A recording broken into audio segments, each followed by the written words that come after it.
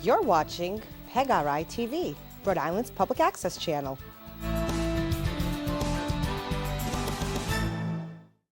Oh, you didn't know? Yes, it is.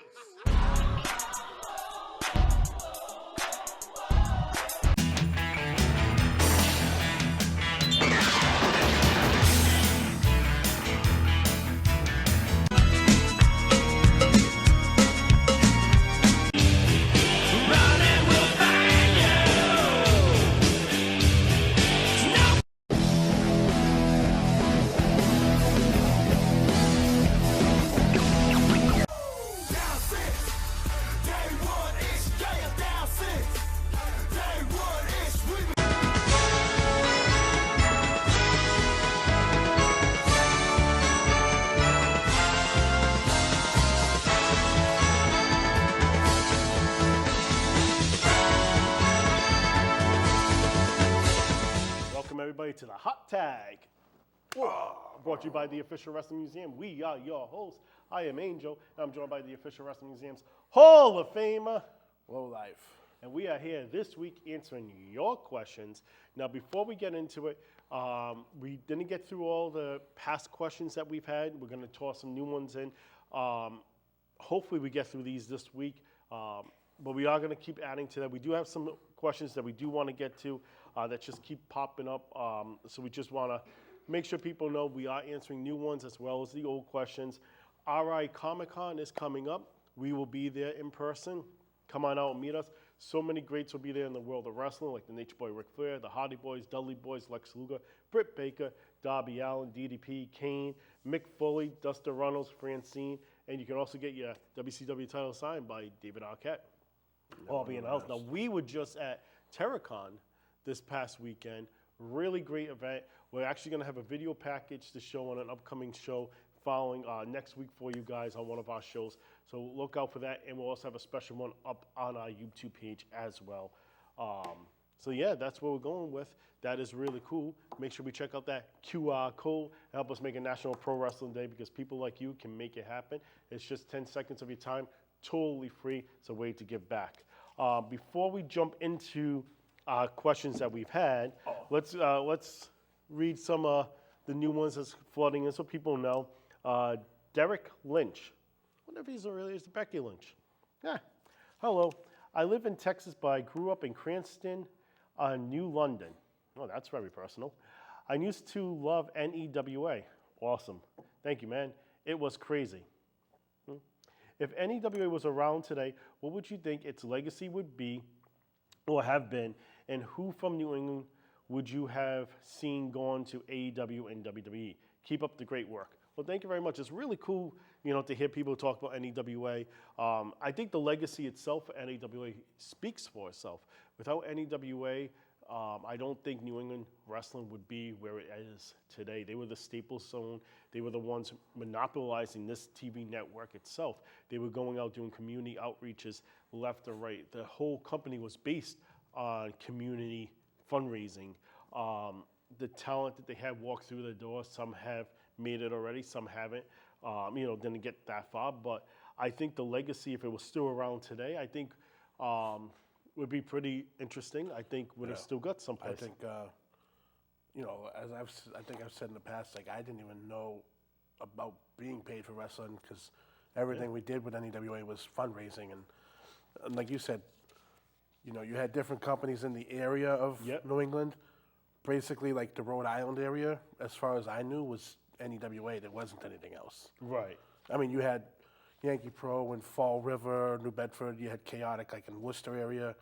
NWA New England was kind of like north of Boston, and the territory for NEWA, for lack of a better term, territory was like Rhode Island. So. Yeah.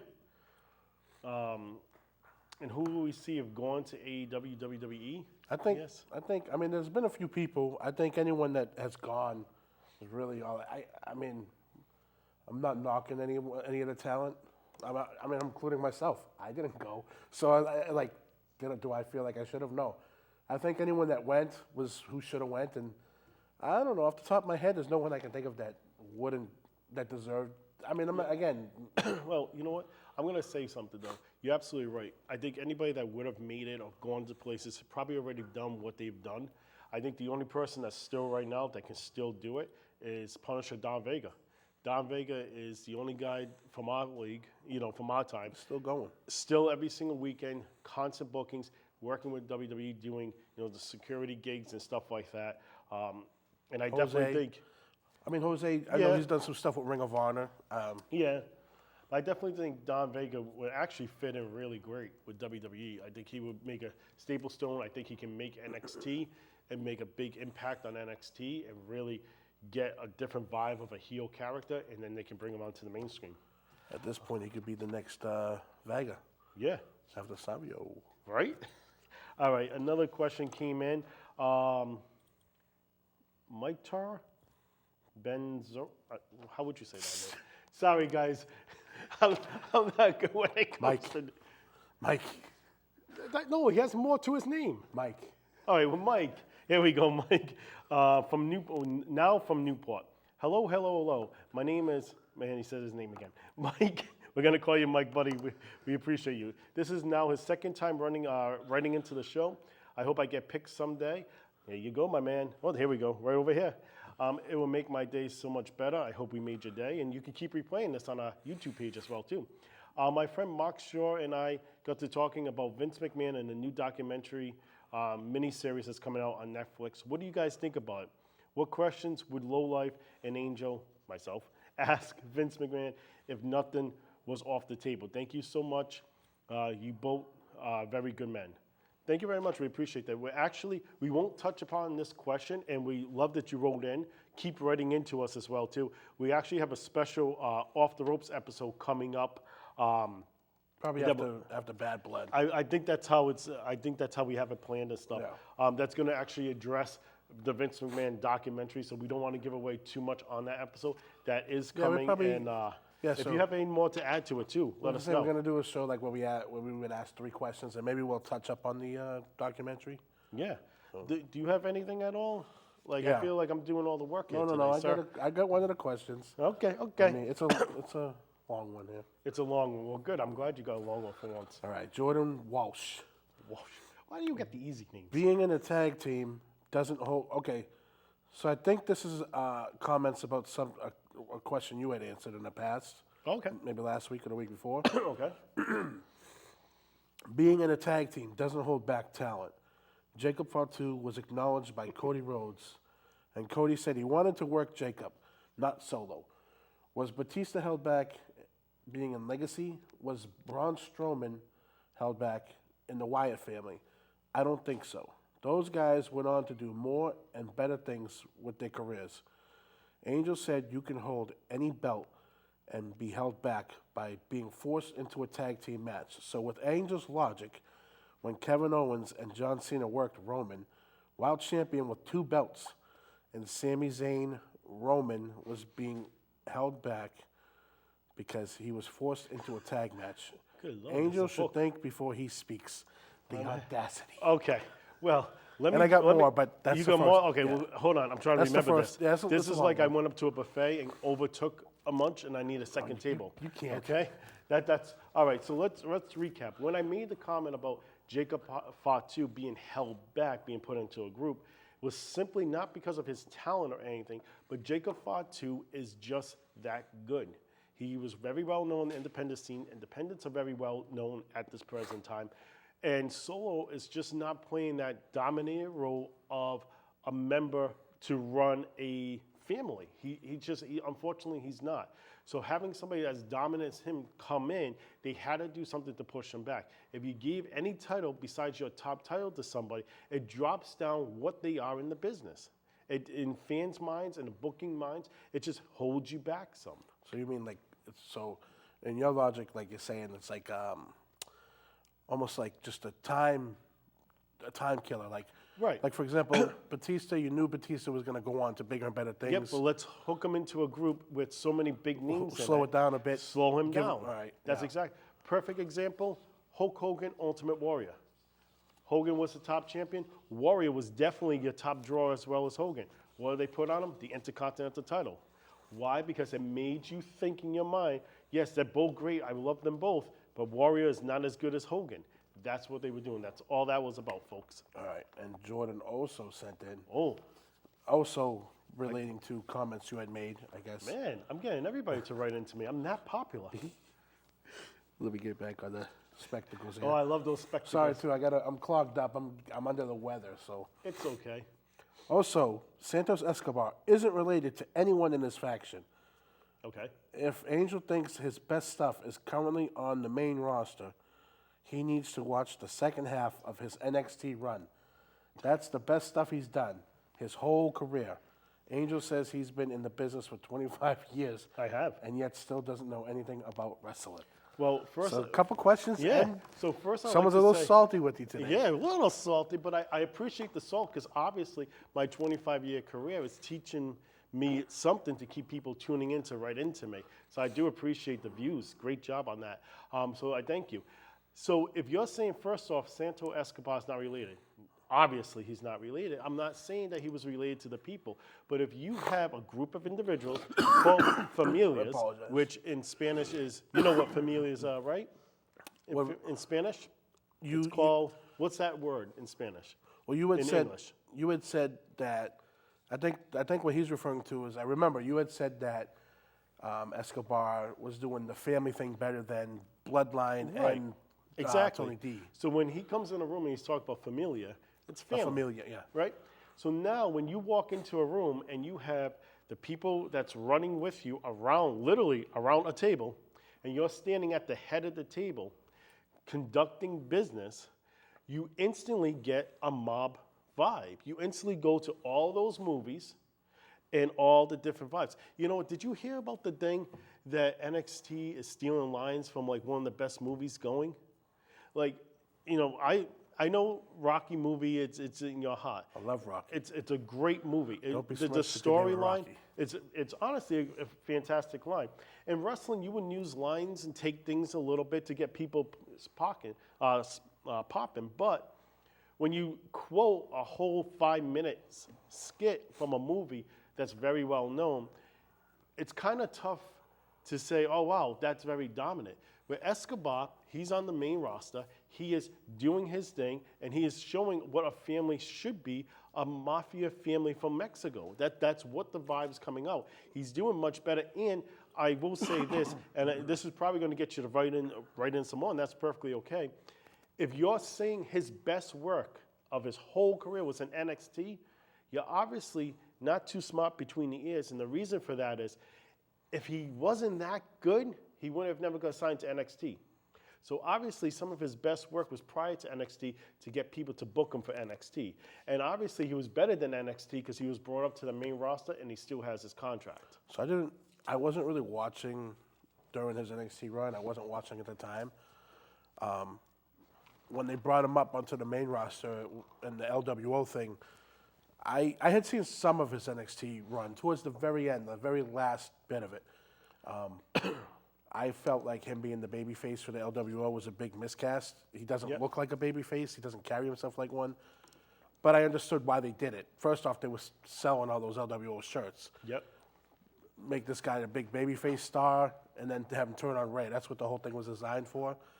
But I thought myself, maybe like the last 2 or 3 weeks, with the vignettes they've been shooting with Santos and Los Lotharios, Humberto and Yep.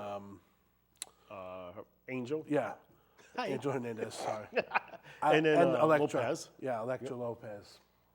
I felt like they've been making it more mafia driven, but my thought was maybe they're calling up Tony D, and they're setting Santos up back to that Maybe. mafia character-ish, so that they can have a feud. They Because I think when honestly killed Tony him D the gets other called day. up, when Tony D gets called up, to me, that character, for me, that character is not a main roster character. I don't know if it's going to work. And on the main roster level, it can, but it has to be done right on the main roster. And you're talking about new people getting that character that maybe don't know it.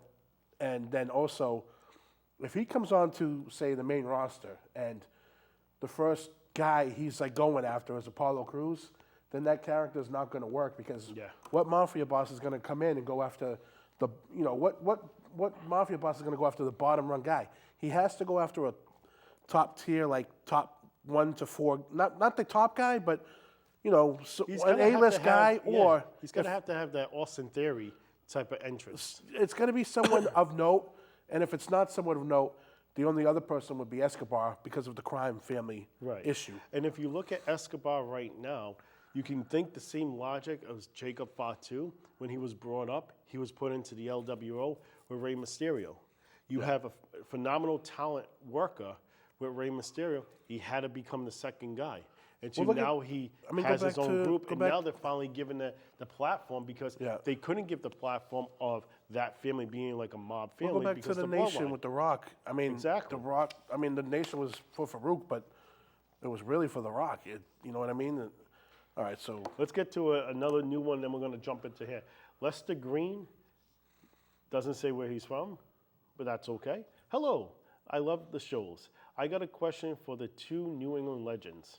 Hey, how about that? Who is the best booker you worked for in New England, and who is the best booker from New England ever? Also, let's get those Rocky figures on Figures R Us. Hey, you got another one talking about that. Yeah. I think we got 3. You need 2 more people to write in that meat figure, and we got a deal.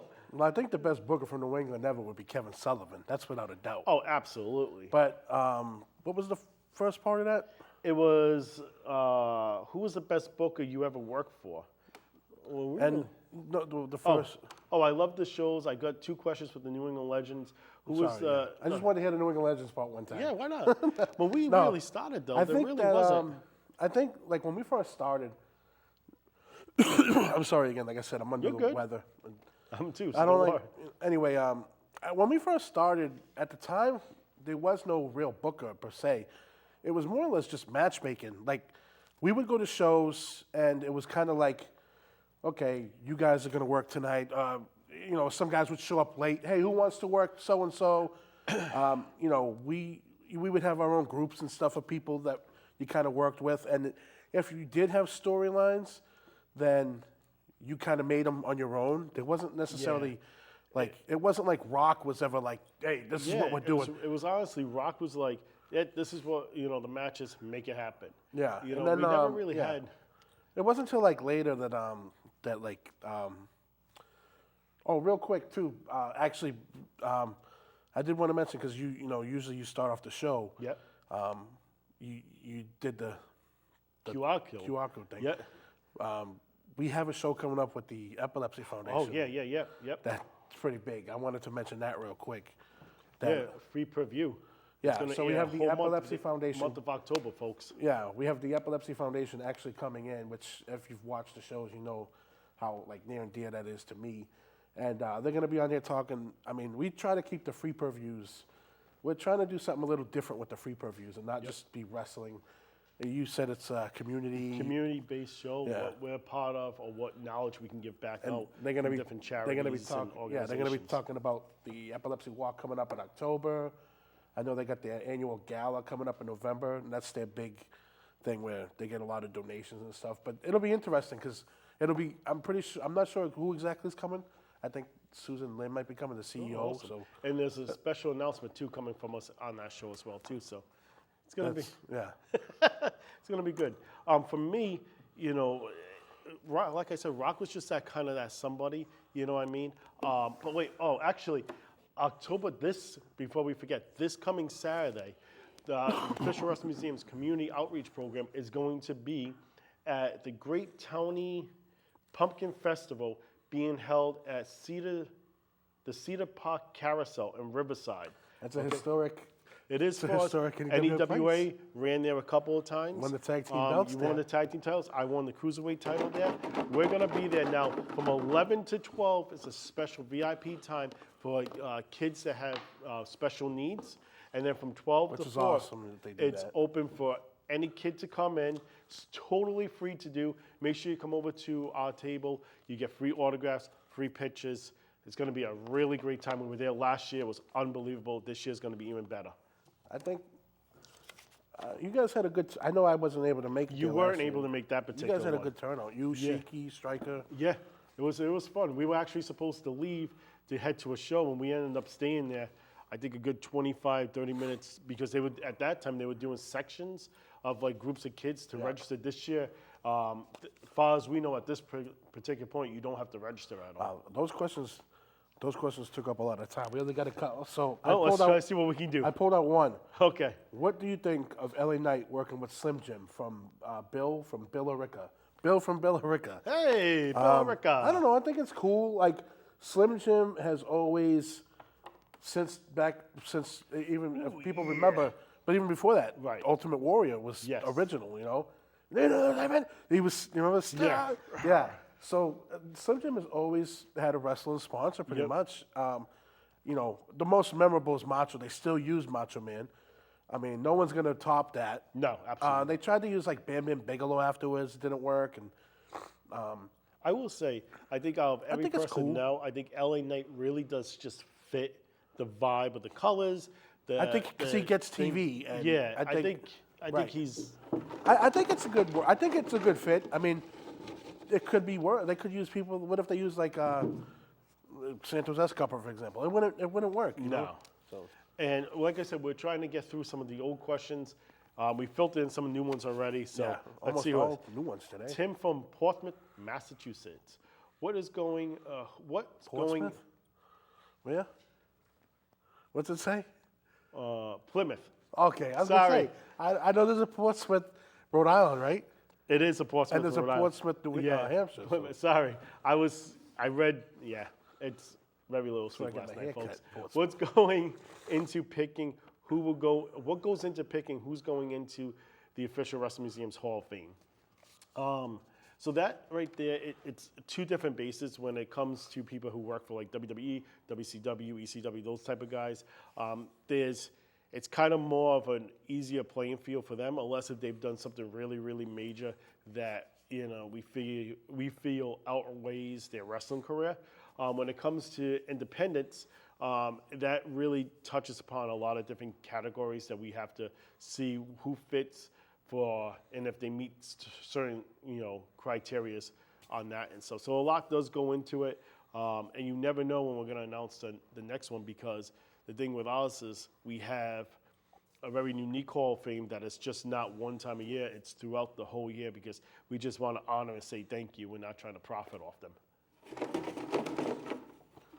I think too that something, a lot of people misconstrue, and it's like at the moment it's online based, and I think when people hear museum, they immediately go, "Oh, where's your museum?" So, Right. do you have? There's not a physical. There's not a physical one at the present moment. However, we are going to be having some announcements coming for what's planned for the museum. And we are, put it this way, by this time next year, the amount that you're going to hear from the official Wrestling Museum doing for the community and what's out there, what you guys can come to, is going to be like, holy, you know what. And you do, like, I know when we did the reunion show, you had kind of like a Yeah. little corner of And stuff. we do take memorabilia out and stuff. All right, this is from Sammy from Corning, New York, I think. Corning. Corning or Coring? Oh. Corning. Somewhere in New York. Hey. Is it better to be in a tag team to last in the wrestling business longer? No. Well, I think as you get older and you get put into a tag team, it definitely helps you. Yeah. You only take half the bumps, or like. There's still a lot involved in a tag team match. You just get you're not in it the entire time. You can depend on someone else in the ring. So I think that being in a tag team definitely helps your longevity if you're Yeah. towards the end of your career. I definitely think, like you said, it does help out a lot and stuff. But at the same time, too, a tag team is kind of tough, too. Yeah. You know what I mean? I mean, you I still remember gotta when we you still started gotta out, get your hot there was- tag. Yeah, you still got to get that hot tag in. And I remember there wasn't that many tag teams, when we were coming up throughout my whole career. And it was like, why don't more people do teaming? You know what I mean? I think because one of the things is that people want the glory for themselves. They don't want to share it. But as you get older, definitely a tag team is easier on your body. You only wrestle half the match maybe. So Eric Zapra, I believe this last name is. Is there any signing autographs from wrestling coming to Minnesota? So off the top of my head, I don't know of any, but if you check out the official WrestlingMuseum.com page, upcoming autograph appearances, signings, that lists everything that's going on throughout the whole U.S. Sometimes we'll drop stuff for Canada or Mexico if it's kind of close to it. But that's where, and anybody that's doing a show or knows of a show, just send us that information and we'll put it right up on the website. It's totally free to do. well, another Bill, but this one's from Lincoln, Rhode Island. Hey, Bill. Will Sheamus ever be a top champion again? No, I don't think he will. I think that he will. So he's even said it on TV. He wants that Intercontinental title. It's the only belt he hasn't won, and I think that I don't think he needs to be a top champion. I don't think he's in that position. To me, I think he will win the Intercontinental belt. I think maybe at WrestleMania, it might be his WrestleMania story. I think he'll win that IC. Yeah, he just resigned. He's think it's he's like up there 3 too. years Isn't he or like 5 years. 43 or? yeah, I think he's kind of now starting to fall into that Randy Orton type of, you know what I mean? You're There's not gonna. His matches are entertaining. They're Yeah. hard. They're physical. And by us saying that we don't think he will doesn't mean he won't. Right. You know what I mean? They might think that it might be best at that particular time for a storyline, or they might need Yeah. somebody like him. And it doesn't to even put mean over, that. but It doesn't even mean that like he won't deserve it. It just means he doesn't really need it at this point. So, Carl from Providence, Rhode Island. Is it true that Stone Cold crapped himself against Yokozuna on an international tour? See, you know what? I don't. Again, is this? Last week was a human resources question. This is now a housekeeping question. I think it was like 2 weeks ago. Do I know if Stone Cold I remember. went to did number 2 in his pants against Yoko? I've heard this, that he. I has, heard the story too. I don't know if it's true but or I don't not. watch his clothes. If you want to talk about stories of guys having an accident, my favorite story is Andre the Giant and Bad News Brown, who. Fisher Wrestling Museum's Hall of Famers, both of Right. them. And so it was I believe it was in Mexico, and Andre went to do the big splash sitting where he sits down Yeah, on yep. him, on his chest.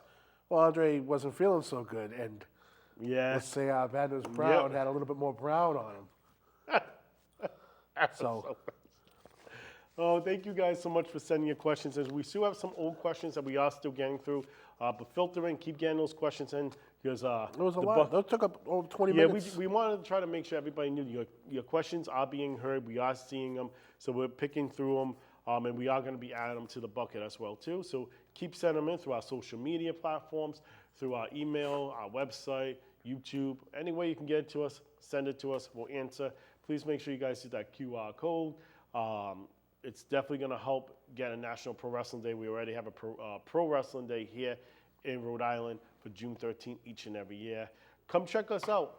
Remember, in Riverside at the Carousel from 11 to 4 this coming Saturday. You don't want to miss us. It's going to be a great time. It's totally free. Get the kids dressed up, get some free candy, get some autographs and pictures from us. And yeah, you know what they say. You write the questions. We got the answers. See you next week.